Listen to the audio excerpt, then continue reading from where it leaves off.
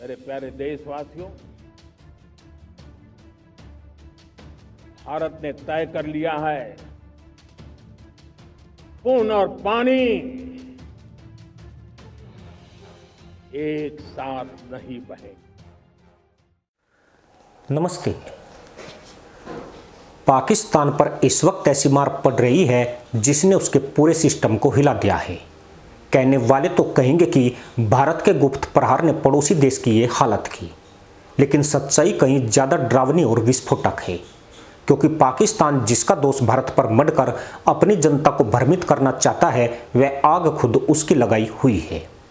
एक तरफ शहबाज शरीफ और आसिम मुनीर इस्लामाबाद टोक में व्यस्त है, वहीं दूसरी तरफ इतिहास का सबसे बड़ा संकट दस्तक दे चुका है, और वह संकट है पानी का। एक तरफ देश पानी के लिए छटपटा रहा है और दूसरी तरफ शहबाज और मुनीर इस्लामाबाद में ईरान और अमेरिका के मध्य मीटिंग पर अरबों रुपया बांट रहे हैं। मुल्ला हाय पानी चीख रहे हैं, लेकिन शहबाज सुनने के बजाय आरोप भारत पर मढ़ रहे हैं। सवाल उठ रहे हैं कि क्या पानी वो हथियार बन चुका है जो पाकिस्तान के टुकड़े करने वाला है, क्योंकि जो काम युद्ध नहीं कर सकता अब पानी करने जा रहा है। पर सवाल यह भी है कि कैसे? क्या सच में पानी पाकिस्तान को तोड़ पाएगा? क्या भारत ने इस हथियार का इस्तेमाल शुरू कर दिया है? और सबसे बड़ा सवाल, क्या यह सिर्फ शुरुआत है? यहीं से कहानी एक नए मोड़ पर जाती है, क्योंकि यह सिर्फ प्यास की कहानी नहीं है, यह कंट्रोल की कहानी है। पाकिस्तान में इस वक्त जो सबसे बड़ा बदलाव दिख रहा है वह यह है कि पानी अब सरकार के हाथ में नहीं है, बल्कि कंट्रोल नेटवर्क के हाथ में जा चुका है, और इसकी चाबी जिसके पास है उसने अपना खेल शुरू कर दिया है। नदियों का घटता जल स्तर और पानी की कमी से हाँफते बांध साबित करते हैं कि पाकिस्तान की सांसें किसी और की मुट्ठी में कैद हो चुकी है, और अगर इनके अल्लाह ने पानी नहीं बरसाया तो हालात का असली असर तब दिखेगा। पर फिलहाल वो हकीकत देख लीजिए जिसकी तस्वीर न सिर्फ गंभीर है बल्कि पाकिस्तान पर भारत के लगाए गए आरोप की पोल भी खोलती है। भारत ने तो नियमों का पालन किया है, लेकिन पाकिस्तान ने खुद ही अपनी बर्बादी पर हस्ताक्षर कर दिए हैं। दरअसल तस्वीर पूरी तरह बदल चुकी है, और इतनी तेजी से बदली है कि इस्लामाबाद को खुद समझ नहीं आ रहा है कि आग कहां से लगी और कैसे फैल गई। एक तरफ सड़कों पर पानी के लिए जूझती भीड़ है, दूसरी तरफ अंदर ही अंदर वह ढांचा हिल रहा है जिस पर पूरा पाकिस्तान टिका हुआ है। यह सिर्फ प्यास नहीं है, यह सीधा सिस्टम पर हमला है, धीमा लेकिन बेहद खतरनाक। सबसे पहला झटका वहां लगा है जहां से पाकिस्तान की सांसें चलती है, उसकी खेती। खेतों तक पानी का पहुंचना सिर्फ फसल का सवाल नहीं होता, यह पूरे देश की खाद्य सुरक्षा का सवाल होता है। लेकिन इस समय हालात यह है कि सिंचाई का पूरा चक्र गड़बड़ा चुका है। पानी समय पर नहीं पहुंच रहा, जहां पहुंच रहा है वहां पर्याप्त नहीं है, और जहां जरूरत सबसे ज्यादा है वहां बिल्कुल नहीं है। इसका मतलब साफ है, फसल की टाइमिंग बिगड़ चुकी है। जब टाइमिंग बिगड़ती है तो उत्पादन गिरता है, और जब उत्पादन गिरता है तो बाजार में असर दिखता है। अब असर क्या है? अनाज की सप्लाई अस्थिर हो रही है, दाम लगातार ऊपर जा रहे हैं, और आम आदमी की थाली पर सीधा असर पड़ रहा है।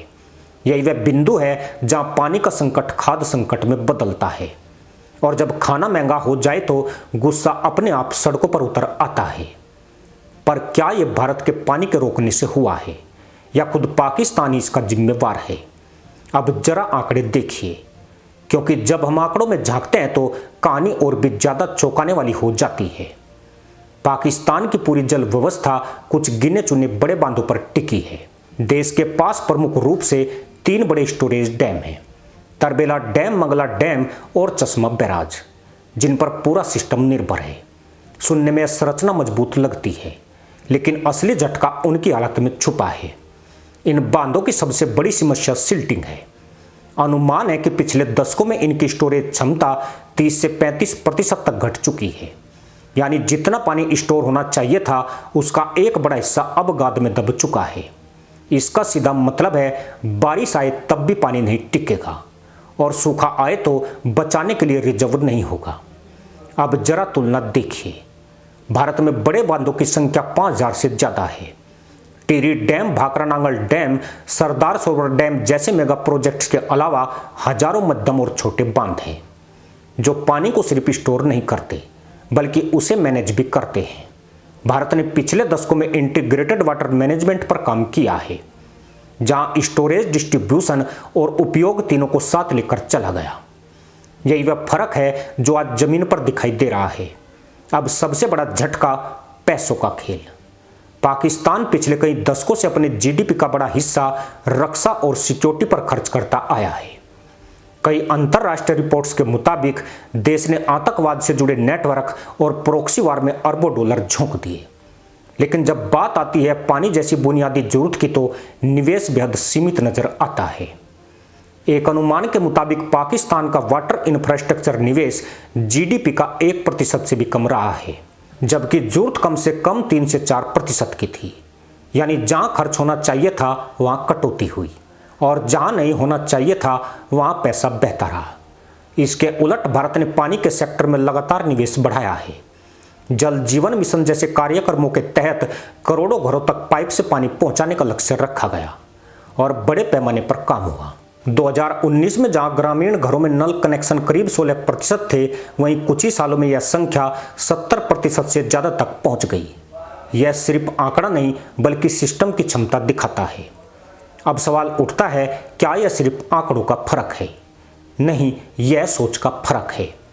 पर मामला यहीं तक सीमित नहीं है। करीब 24 करोड़ की मुल्ला आबादी वाले पाकिस्तान में सिर्फ 5 से 6 करोड़ मुल्लाओं को ही नियमित रूप से साफ पीने का पानी मिल पाता है। यानी हर 5 में से सिर्फ एक आदमी ही सुरक्षित पानी पी रहा है। बाकी लगभग 18 से 19 करोड़ मुल्ला या तो दूषित पानी पी रहे हैं या फिर ऐसे स्रोतों पर निर्भर हैं जो सीधे बीमारियों को न्योता देते हैं। और यह कोई अंदाजा नहीं। कई रिपोर्ट्स में यह सामने आया है कि पाकिस्तान में टेस्ट किए गए 80% से ज़्यादा पानी के सैंपल पीने लायक ही नहीं है। यानी जो पानी लोगों के घरों तक पहुंच रहा है वही उनके शरीर के अंदर जहर की तरह जा रहा है। अब जरा इसका असर समझिए।